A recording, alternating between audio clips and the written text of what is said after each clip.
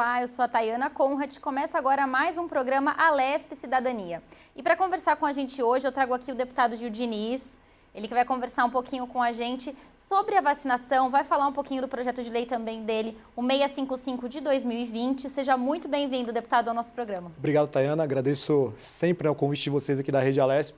A família assiste todos os dias, somos telespectadores. Então, uma honra estar prestando aqui esses esclarecimentos.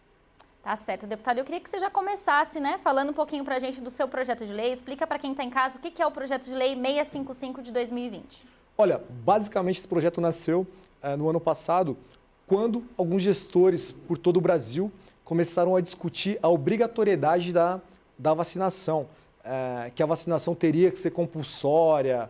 E o que nós fizemos? Reunimos ali o corpo jurídico, elaboramos o projeto e protocolamos aqui na casa. Basicamente, o projeto é o seguinte: você não deve ser obrigado a tomar a vacina se assim não quiser.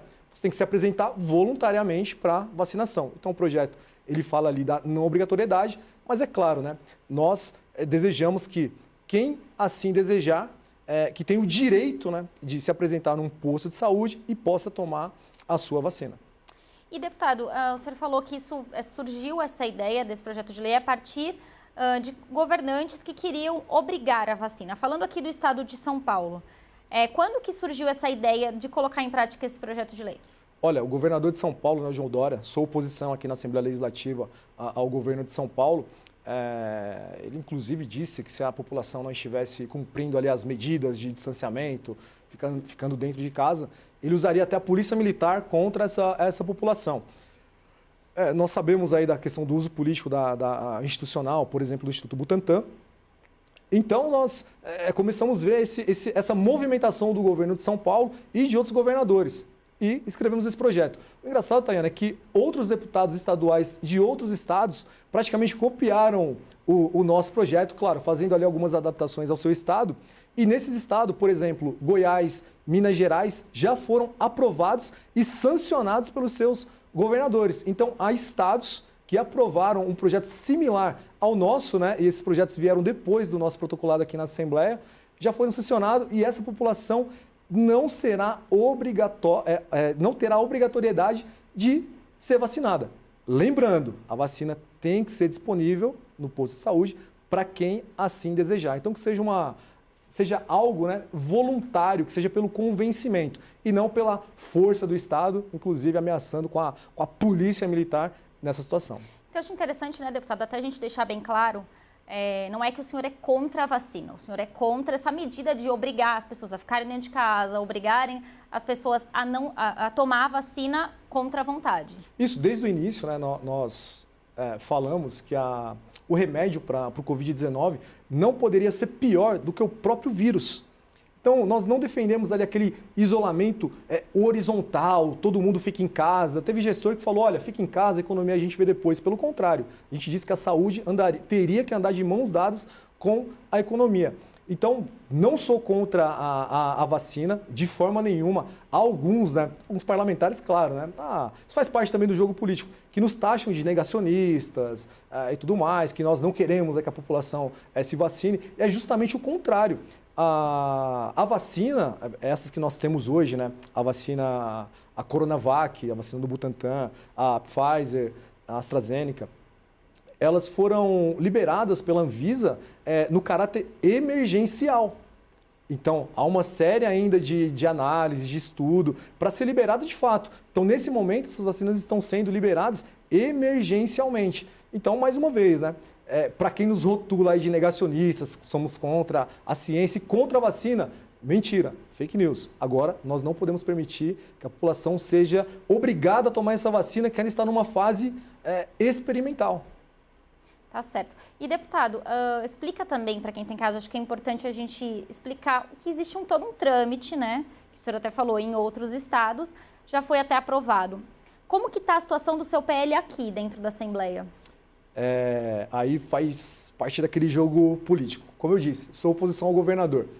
O projeto ele é protocolado aqui na casa, ele vai para o Diário Oficial, é publicado, ele fica por 5 sessões, basicamente 5 dias úteis ali sendo publicado, primeira sessão, segunda, terceira, quinta, E depois, para ser emendado, né, se algum deputado quiser, por exemplo, tentar alterar, esse deputado vai ler ali o meu projeto e falar, olha, eu gostaria de alterar esse parágrafo.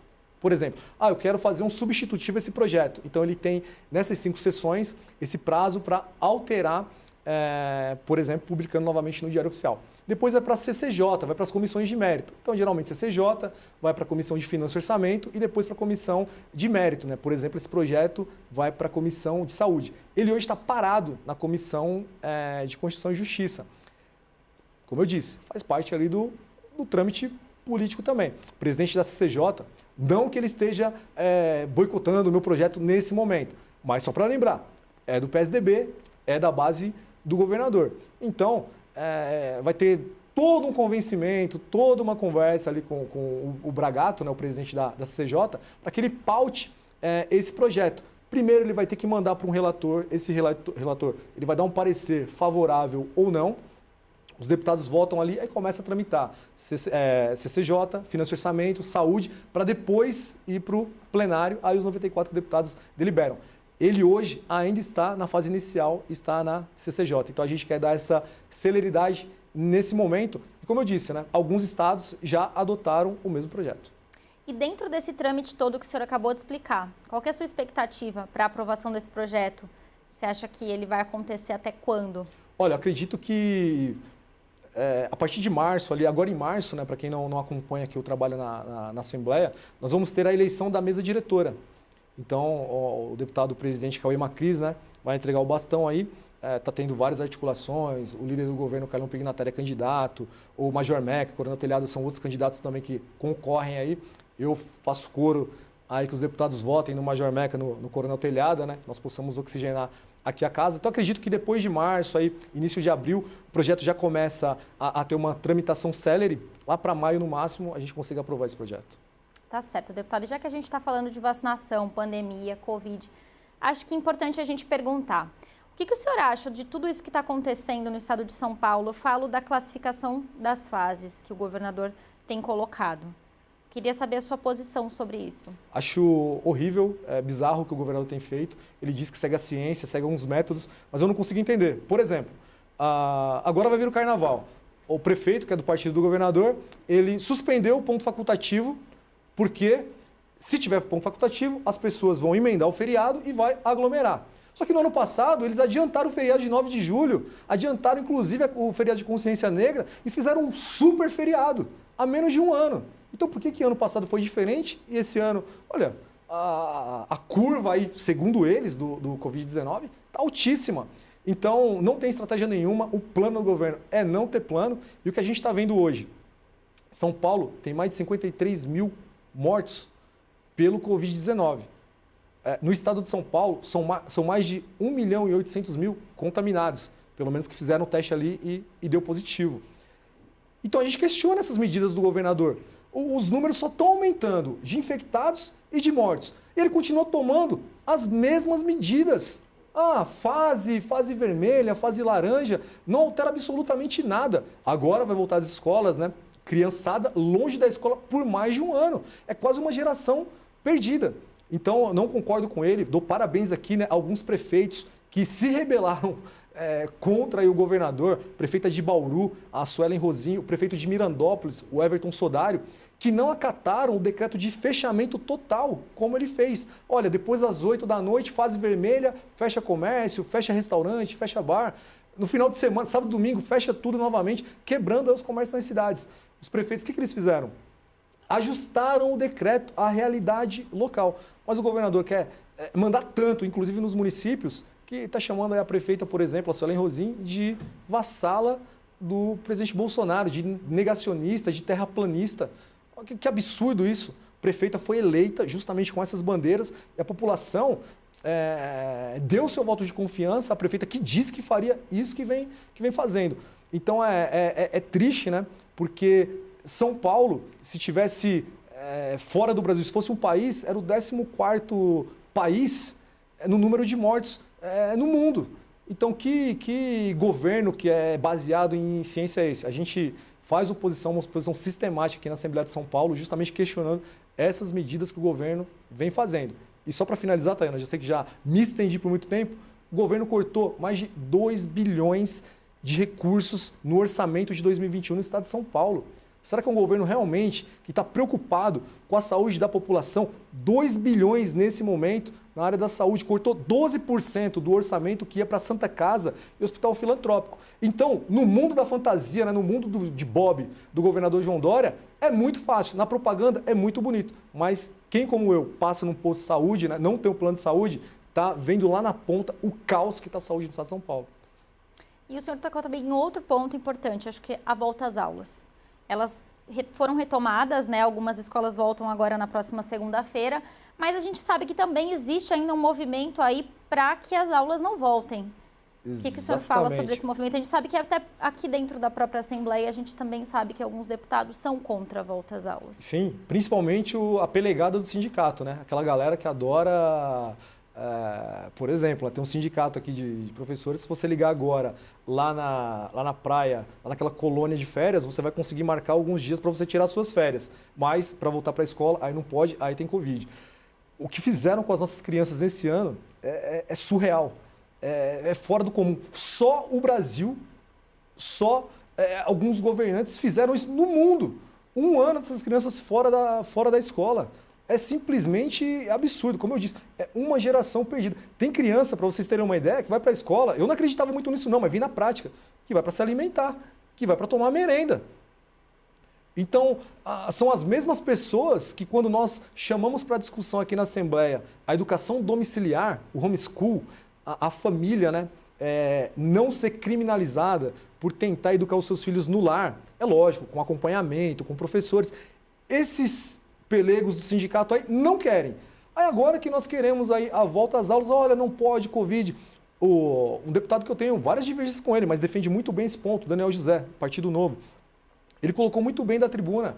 A escola hoje, claro, respeitando os protocolos sanitários, é um dos espaços mais seguros para essas crianças. Onde estão essas crianças que estão fora da sala de aula? Ou você acha que elas estão dentro de casa, com o distanciamento ali do pai e da mãe? Você acha que ela não está na rua fazendo uma outra atividade e se expondo também? Então, a gente lamenta, né, por essas decisões políticas que foram tomadas por nossos gestores, mas ainda bem que nesse momento tiveram, ainda que torcendo o nariz, a vontade, né, foram empurrados aí pelas famílias, pelos pais aqui no estado de São Paulo. Voltou às aulas agora na rede privada, vai voltar agora às aulas na rede pública, né, e nós vamos acompanhar todo esse processo. Mas eu defendo sim que nesse momento as aulas voltem, porque nossas crianças estão perdendo aí não só o ensino, né, o saber ali, a língua portuguesa, a matemática, mas estão num processo de quase prisão dentro de casa, onde elas ligam a TV e só vê Covid, Covid, Covid, morte, morte, morte, morte, morte. Eu vejo isso dentro de casa com os meus filhos. O desespero, o pânico que muitas vezes dá nessa criança. Porque parece que não tem mais um mundo lá fora. Parece que acabou. E não é verdade. Então, que essas voltas às aulas sejam com responsabilidade, claro, tendo todo esse protocolo aí seguido nas escolas, da rede privada, da rede pública, que nossas crianças retomem aí a normalidade. E o senhor defende a volta às aulas presencial, né? Porque a gente sabe que ainda na rede privada, algumas escolas voltaram, mas voltaram de forma híbrida, né? Dividindo turmas. Não, defendo a volta. Nesse ano que passou, 2020, teve a tentativa, pelo menos, do ensino ali online e tudo mais. A gente sabe, principalmente a rede particular, ela tem uma estrutura que ela consegue propiciar para os alunos pelo menos um mínimo de um padrão de qualidade. A rede pública, eu que vim da escola pública, olha, desculpa, acreditar que os alunos da rede pública, ainda que com tablet dado pela prefeitura, como fez, o governo não fez, e com chip, olha, tem região da Grande São Paulo que nenhuma operadora funciona. Como é que vai chegar o sinal de internet lá para essa criança acessar e ter essa aula? Desculpa, não tem. O professor não tem estrutura dentro da sua casa para montar ali uma aula com qualidade. É uma falácia. Então eu defendo a volta da aula presencial. Na escola privada voltou presencial, mas online também, tá? De uma maneira híbrida. Mas eu gostaria que nos próximos dias aí voltasse de uma maneira definitiva presencial. A escola hoje, para as nossas crianças, é um dos ambientes mais seguros para elas estarem. E, deputado, existe aí, né, o senhor falou até dessa curva que, segundo o governo, só aumenta. O senhor acha que se deve mesmo às festas de final de ano? Ou é algo que não está claro ainda? Se é por causa de festa de final de ano, se é por conta de aglomeração de eleição? Olha, é engraçado, né? Você tocou bem. Para se reunir no final do ano, para celebrar o Natal, por exemplo, ali com a sua família, eu que sou cristão, nós celebramos o nascimento de Jesus Cristo.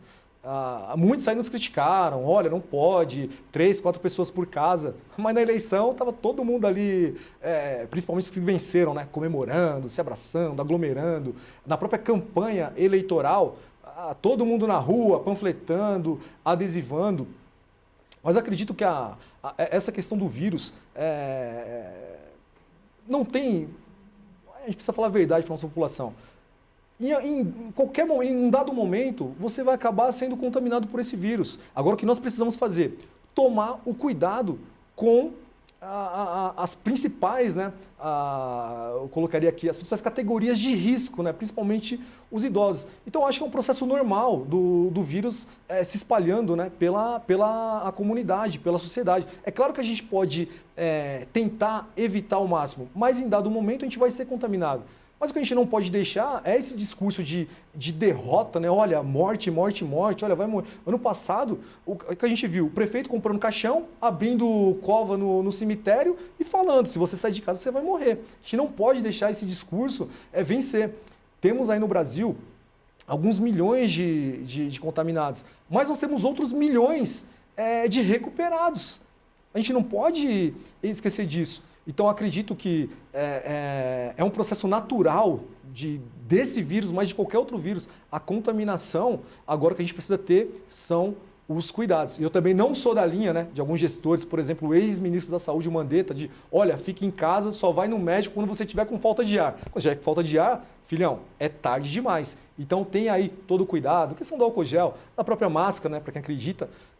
O distanciamento é necessário, mas a gente não pode, né, nesse momento, se desesperar. Tem muita gente que não tem condições de ficar dentro de casa sem ir trabalhar.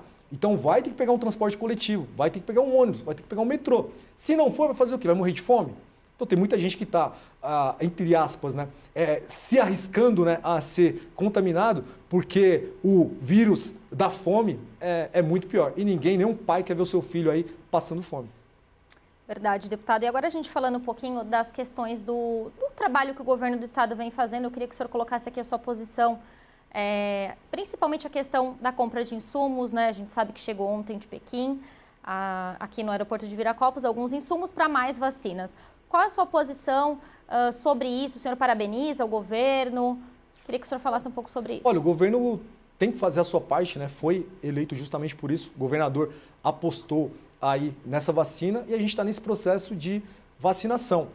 Mas eu chamo a atenção para a vacinação, mas chamo a atenção também para os bilhões de reais que o governo federal mandou para São Paulo e para os outros estados também.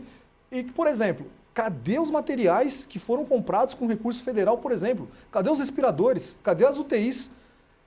As cidades ou as regiões ali metropolitanas, elas são classificadas nas suas fases, fase vermelha, fase laranja, fase amarela, fase verde, por exemplo, pelo número de leitos disponíveis que tem. Então você olha aí, por exemplo, olha, a cidade X, ela vai para a fase vermelha porque 90% das UTIs estão ali ocupadas.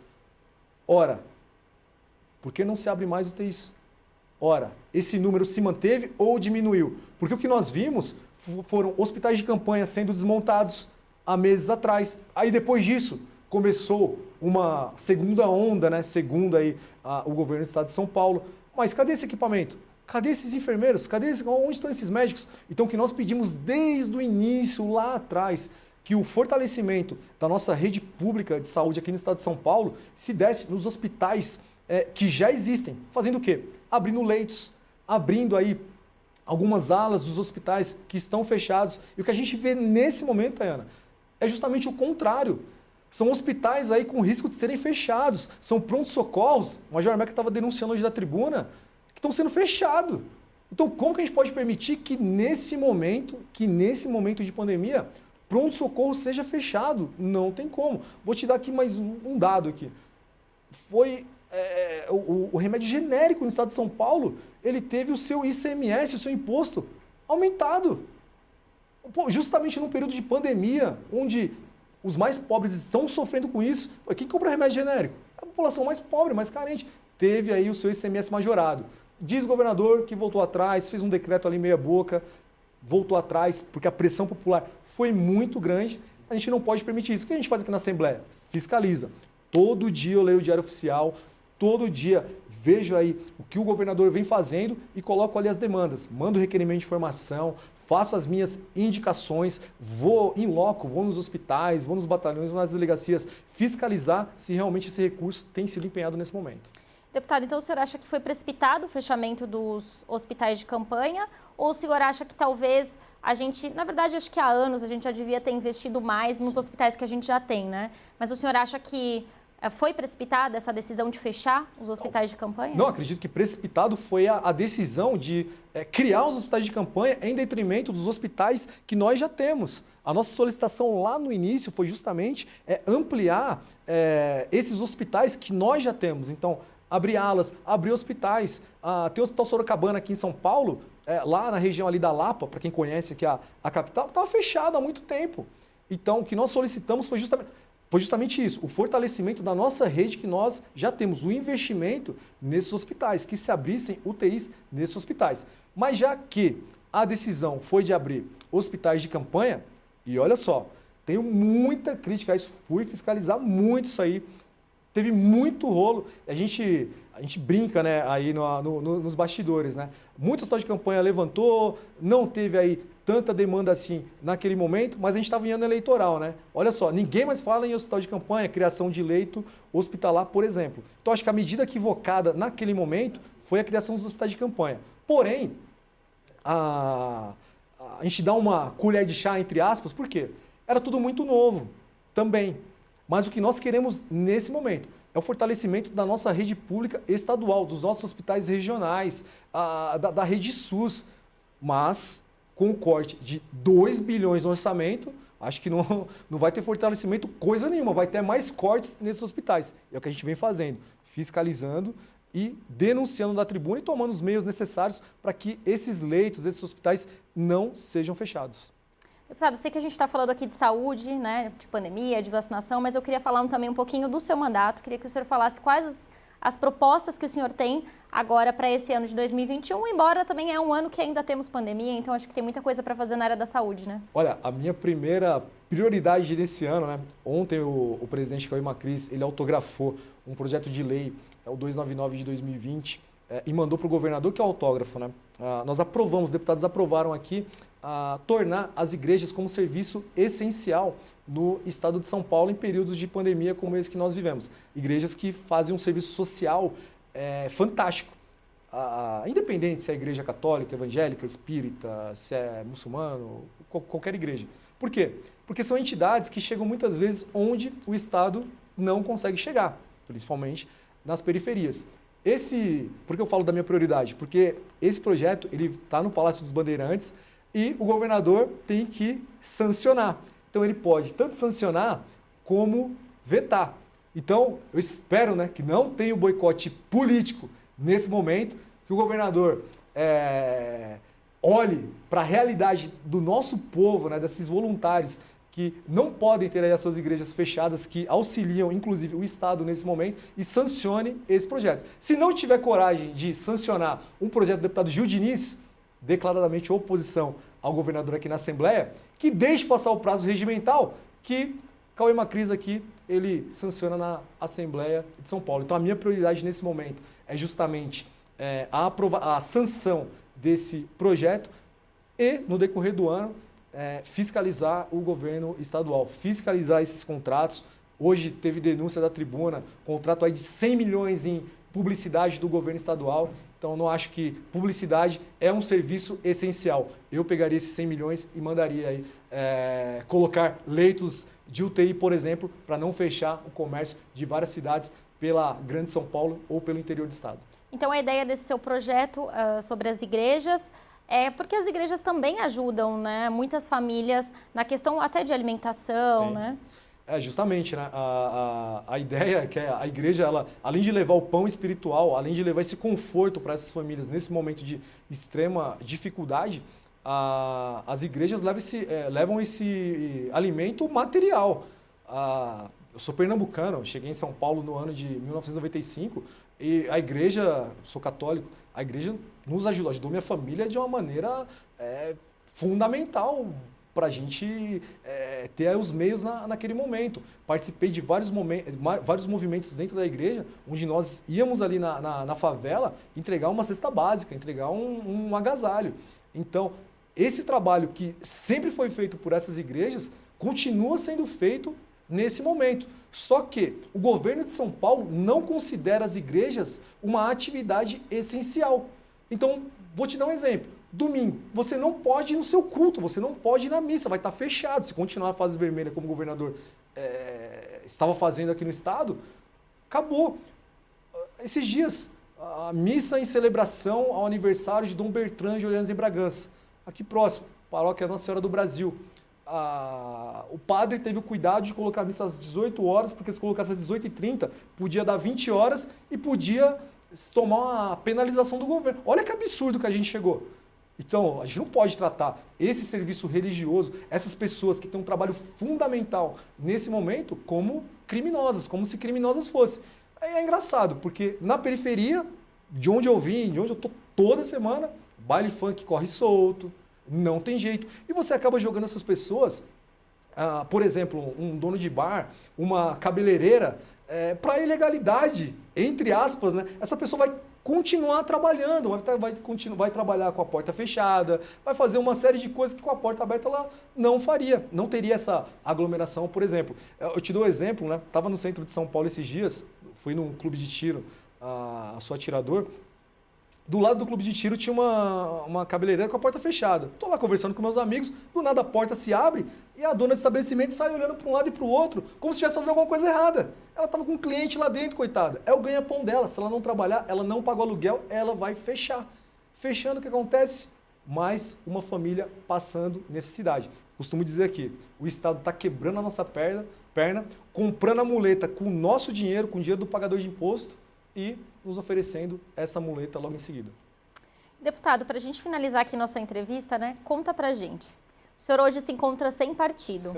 O senhor pretende ir para algum partido esse ano? Como que está esse andamento? É muito difícil fazer seu trabalho aqui hoje sem ter um partido?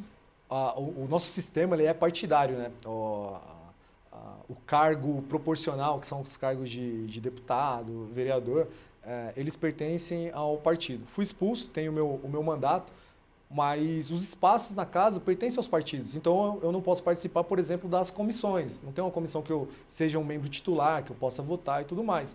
Então, vou fazendo o meu trabalho aí na medida do possível, porém, é importante ter essa agremiação partidária. Não que esteja prejudicando o meu mandato.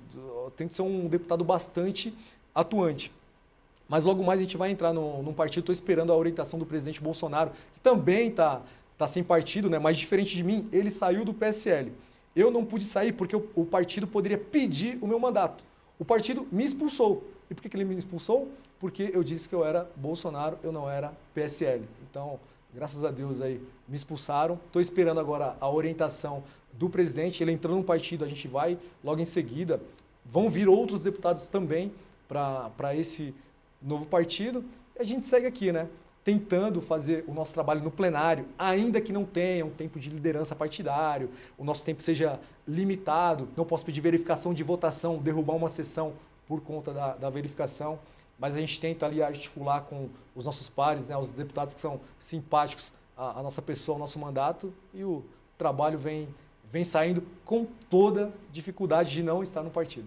Tá certo, deputado. Eu queria agradecer a sua presença aqui no nosso programa mais uma vez. Esse foi mais um Alesp Cidadania. Para você rever esse programa, acesse a nossa plataforma no YouTube da Rede Alesp. Muito obrigada e até um próximo programa. Tchau, tchau.